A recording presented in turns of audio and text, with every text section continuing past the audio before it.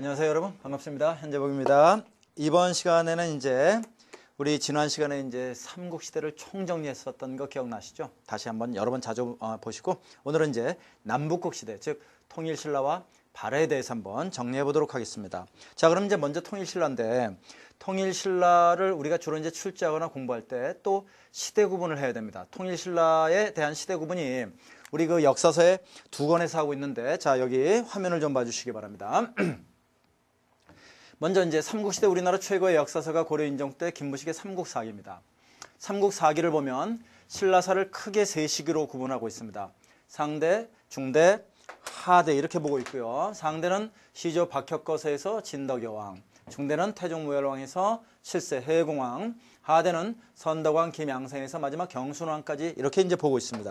그러면 이걸 이제 왜 이렇게 보고 있는지를 여러분들이 아셔야 되고, 그걸 아심으로써 이제 모든 문제를 해결할 수 있는 그 능력이 이제 키워질 겁니다.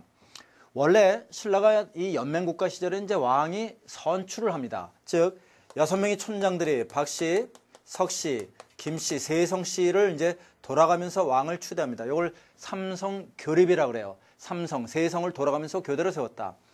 그러다가 우리 배웠죠, 지난 시간에. 어느 왕 때 김씨 세습을 했죠? 기억 못 하신데, 그 내무랑 때입니다. 내무랑 때 이 김씨가 왕이 세습을 하면서 왕족이 됐고요. 그날 이후 이 김씨 왕족은 경주 박씨를 왕비족으로 선택을 했고, 결국 이 두 집안이 혼인을 해서 이제 신라의 왕위를 이어갔던 겁니다. 이 자식들이. 결국 이 석씨를 제압해 나갔던 겁니다. 그러니까 그날 이후 이제 신라의 정통 왕손이란 김씨 왕과 박씨 왕비 사이에 난 정통 자식들입니다. 여러분, 그들이 이제 신라 골품제도에서 성스러운 뼈다고 뭐죠? 성골입니다. 성골. 그런데 여러분, 이 신라의 김씨 왕은 그날 이후 이제 성골인데 그 이유는 모르겠어요. 근데 그 김씨 많은 일을 하다 보니까 이제 박씨 왕비 한 명 갖고는 좀 뭔가 좀 그 많이 부족했나 보죠. 그래서 이제 많은 그 박씨 왕비 이후에 여자들이 있는데 후궁들, 그 후궁들 사이에서 또 많은 자식들이 나오겠죠. 그럼 그 자식들, 즉 박씨 왕비 말고 그 이후에 이제 그 여인들에게서 나온 자식들이 있는데, 그들이 이제 성스럽지는 않으나 그래도 왕의 자식, 왕족 아닙니까? 그들이 이제 진짜 뼈다고 진골입니다. 그래서 이제 신라의 왕손은 크게 보면 성골과 진골인데, 그 중에서 왕위 계승은 성골이 한다, 진골이 한다, 성골이 하는 겁니다. 아시겠죠? 그래서 이제 성골이 왕위 계승을 하게 되는데 문제가 생깁니다. 여러분, 이제 그 진평왕 때, 진흥왕 다음에 이제 6세기 말이 진평왕인데, 진평왕 때 그만 이 박씨 부인께서 아들을 못 낳으시고 딸만 이제 쪼로록 셋을 낳았어요. 그 첫 번째가 이제 연속극 드라마 보셨습니까? 덕만공주가 되는데, 결국 진평왕 때는 그다음 왕으로 아들이 없고 첫째 장녀 중에서 덕만공주를 왕으로 앉히니 그 여왕님이 이제 선덕여왕입니다. 근데 선덕여왕 여러분 당연히 김씨입니까? 박씨입니까? 김씨죠. 김씨왕 딸인데 박씨가 나오면 안 되지. 김씨입니다. 그런데 당연히 여기서 이제 성골이 나오려면 김씨 왕과 박씨 왕비가 혼인을 해야 돼. 김씨 여왕님인데 박씨 왕비를 맞이해서 혼인을 해. 이거는 도저히 불가능하죠. 결국 성골이 이제 대가 끊어지게 됩니다. 그래서 다시 그 왕실 가족 중에서 이제 다시 여왕을 앉히게 되니, 성골 중에서 여왕을 앉히니 그 여왕님이 진덕 여왕이 되고요. 역시 김씨 왕이지만 여기서 성골은 대가 끊어지게 되는 겁니다. 이때 두 여왕이 왕을 하면서 왕권은 약화되어 갖고, 이때 삼국 통일을 해야만 되는 이 중차대한 시기에 두 여왕님이 왕을 하면서 결국 군부의 실력자로 성장한 사람이 있죠. 바로 가야 출신의 김유신입니다. 가야 김씨, 김해 김씨.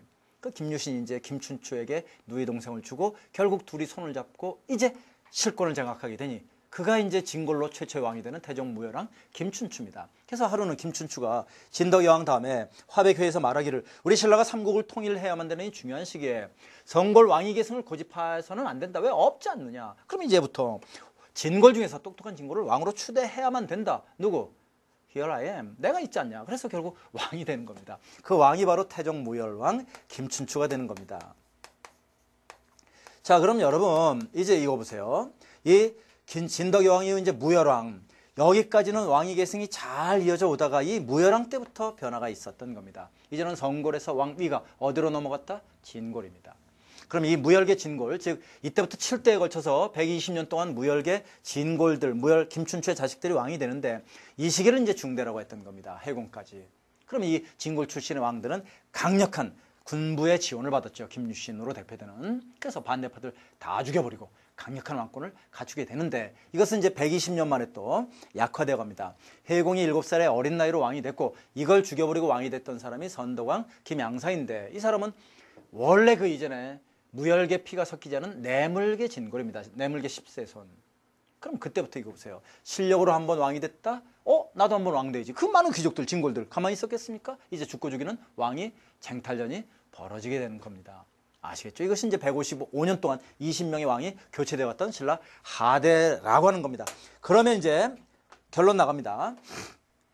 김부식은 삼국사기에서 상대를 박혁거세에서 진덕 여왕까지를 상대로 봅니다. 그러면 이때는 주로 통일 전이고요. 성고리 왕이 계승을 했죠. 이때는 바로 귀족 연합정치 시대입니다. 한마디로 화백을 중심으로 귀족들이 연합적으로 국가 중대사를 결정해 나갔던 시기. 근데 중요한 게 중대입니다. 자, 태종 무열왕 이후 7대 해공왕까지는 이거 보세요. 무열계 진골이 왕이 됩니다. 진골. 그러면서 정말 중요한 게 또 요거겠죠. 이 무열계 진골의 왕들은 강력한 전제왕권. 전제왕권은 1인 왕권을 말합니다. 모든 권력을 왕이 꽉 움켜쥐고 이제 반대파 다 죽여버리고 전제왕권을 행사했던 시기. 그러다가 이제 120년 만에 선덕왕 이후로 이것도 끝나고 경술왕까지 이제 155년 동안 이제 죽고 죽이는 왕이 쟁탈전이 벌어지게 되는데 그 배경은 무열계에서 아까 선덕왕 김양상 내물계고 이제는 내물계 진골들 간에 죽고 죽이는 왕이 쟁탈전. 그럼 왕권 약화 다시 귀족 연합정치가 되는 겁니다. 그러면 이제 여기에서 여러분이 반드시 아셔야 될 게 나오네요. 여기에서 우리가 김부식의 삼국 4기의 시대 구분에 의하면 요 상대 있죠. 요게 바로 통일전이라고 볼 수 있습니다. 그러면 요 중대와 하대 요게 이제 통일신라, 통일후로 볼 수 있는데 결론 나왔잖아요. 지금 우리가 통일신라를 공부하려고 하는 참이죠, 지금. 그러면 시험에 통일신라가 시험에 나오면 통일신라가 뭐냐? 이런 문제 절대 없고요. 반드시 요 두 식의 차이점. 중대와 하대 차이점을 묻는 게 통일신라 출제입니다. 그러면 중대 특징 우선 두 가지 체크하세요. 바로 무열계 진골이다. 성골이 아니라 무열계 진골이다. 하대는 내물계 진골이다. 아시겠죠? 가장 중요한 특징. 중대는 바로 전제왕권이다. 강력한. 아시겠죠? 그 다음에 하대는 귀족 연합정치입니다. 그러면 이게 이제 김부식의 삼국 4기의 시대 구분이고 김부식은 여러분 이와 같이 왕의 뼈다구를 중심으로 이제 이 삼국 4기에서 신라사를 구분했던 겁니다. 결국 이것은 김부식의 무슨 사관으로 볼 수 있느냐? 유교 사관입니다. 유교 사관에서는 이제 정통성 내지는 이런 어떤 것들을 중요한 그 성분 이런 것들을 강조하게 되는 거죠. 자, 이제 앞으로 통일신라는 이 중대와 하대 차이점이다. 이걸 이제 명심해 주셔야 되고요. 그런데 또 하나 다른 시대 구분을 하고 있는 책이 있습니다. 그것은 뭐냐? 바로 승려였던 이련의 삼국유사기록입니다. 자, 13세기 이제 이련은 삼국유사에서 신라시대사를 크게 상고, 중고, 하고 이렇게 세 식으로 구분합니다. 그러면 상고는 바로 박혁거세에서 지증왕까지를 상고라고 봤는데 이 삼국유사의 신라사 구분은 주로 그 왕의 의미를 가지고 이제 이렇게 구분하고 있습니다. 그러면 박혁거세에서 지증왕까지는 혁거세, 거서간 그랬죠. 남해, 차차웅, 유리, 이사, 금. 그 다음에 이제 내물, 마립간을 지나서 지증왕까지입니다. 그래서 이때는 신라가 주로 고유한 왕명을 사용했던 이런 식입니다.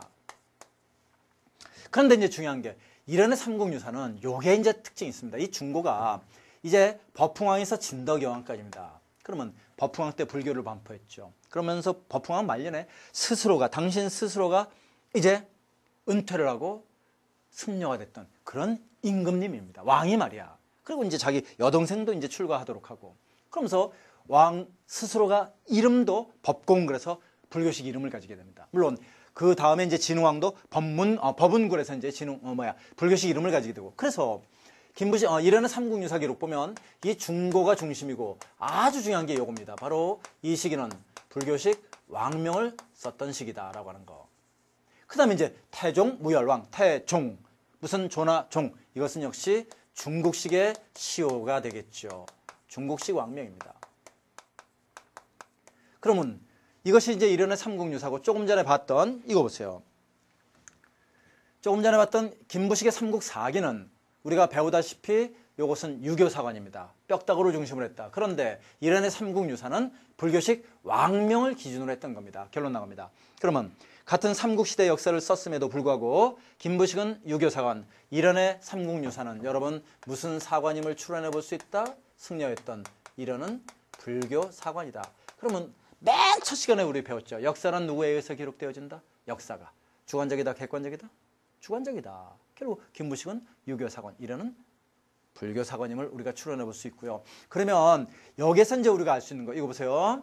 만약 이 이란의 삼국유사를 삼국사기와 비교한다면 요거 두 가지. 상고와 중고가 바로 삼국사기에서 말하는 상대가 되는 겁니다.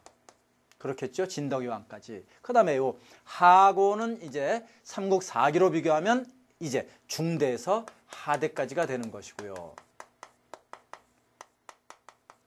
됐지요? 그러면 오히려 이건 더 간단하네요. 이것을 정치적으로 보면 또는 국가적 차원에서 보면 요 상고와 중고는 통일 전, 요거는 통일 후가 되겠죠. 이렇게 되겠죠.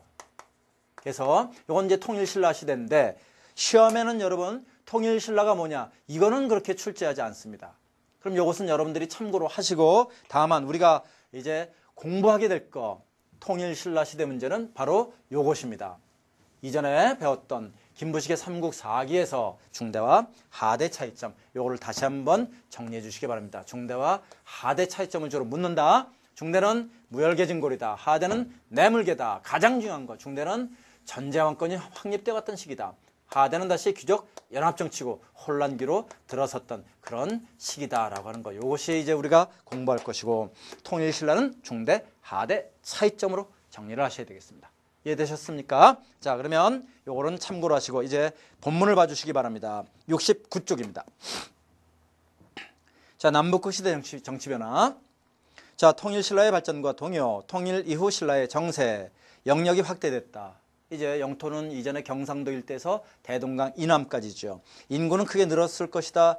경제도 안정되었을 것이다. 이건 뭐 여러분 이건 추론해도 되는 겁니다. 그 다음에 전쟁 과정에서 왕실의 권위는 높아졌다. 군사력도 더욱 강화됐다. 그렇죠? 통일 전환 왕권의 강화다. 자, 그러면 이제 2번 왕권의 전제화 중대 몇 줄 보세요. 왕권의 전제화. 그럼 통일신라에서 여러분 딱 머릿속에 딱 스쳐가야 돼. 왕권의 전제화? 중대. 아시겠죠? 그러면 첫 번째가 동그라미 쳐 1번 태종 무열왕. 그래서 이 무열왕 때 신라 중대가 시작이 되고 있다. 그러면 최초로 진골 출신 왕으로 통일연정은 치른 과정에서 왕권을 강화했다. 이후 태종 무열기에 직계자손이 왕위를 세습했다. 해궁왕까지. 그래서 이 시기를 뭐라 부른다? 중대. 그런데요. 디귿 감찰 탄핵 기간인 자 사정부 설치 및 주고세요. 사정부. 자, 여러분 우리가 지금은 사정 어디에서 하죠? 감사원에서 어떤 그 국가기관을 감사할 때 사정한다 그러잖아요. 그죠? 그럼 이 사정부라고 하는 것은 국가기구나 지방기구에 대한 어떤 기구, 관리에 대한 감찰, 감시입니다. 누가 하는 거예요, 그럼 이거? 에? 왕이 하는 거잖아요. 그럼 왕이 관리들을 감시하겠다는 소리는 역시 니들 찍소리하면 죽여버리겠다 이거죠. 뭐야 이거? 왕권 강화죠. 그렇죠? 사정부 설치. 이 제도는 또 뒤에서 총정리 해드릴게요. 잠깐 기다리세요. 네? 너무 조급해하지 말고. 그 다음에 최초로 중국식 시호 태종을 썼다. 그리고 갈문왕제를 폐지했다. 자, 그냥 참고로 밑주고 있어요. 갈문왕제. 갈문왕이라고 하는 건 여러분 그 왕이 아니고요. 많은 형제들 있죠. 그죠? 신라에서. 그 중에서 장남이 주로 왕이 되잖아요. 그럼 나머지 동생들은 이거 뭐가 돼 이거? 거의 뭐 이거 보리자루도 아니고 좀 왕따 되잖아요. 그래서 그런 어떤 왕과 왕비의 아버지들이나 장인들, 그 다음에 왕의 동생들, 이들을 갈문왕이라는 칭호를 주고 뭔가 이제 좀 위로를 해주면서 뭔가 이제 뭐 토지도 주고 이렇게 좀 우대를 했던 그런 칭호가 갈문왕이라고 하는 건데 여러분 이것은 한마디로 귀족 세력들입니다. 그러면 이거를 폐지했다. 뭐죠? 왕권 강화입니다. 됐습니까? 그 다음에 이제 리을 상대 등 세력을 억제하고 왕명을 받들며 기밀 성황을 관장하는 야 미주거 빨리 집사부 시중을 강화했다. 그러면 통일하기 전에는 주로 귀족들의 회의기구가 화백회의고요. 뒤에서 합니다. 그 화백의 의장이 바로 상대등입니다. 상대등. 이거 귀족들이 뽑고요. 귀족을 대표합니다. 그러니까 어떻게 보면 이거 왕권보다 더 강합니다. 이 사람이. 근데 태종무열왕 통일하면서 상대등 확 대폭 약화시켜버리고 이제 왕명을 따라서 왕명을 집행했던 집사부 그 장이 바로 시중. 그러니까 이거 여러분 지금으로 따지면 국무총리입니다.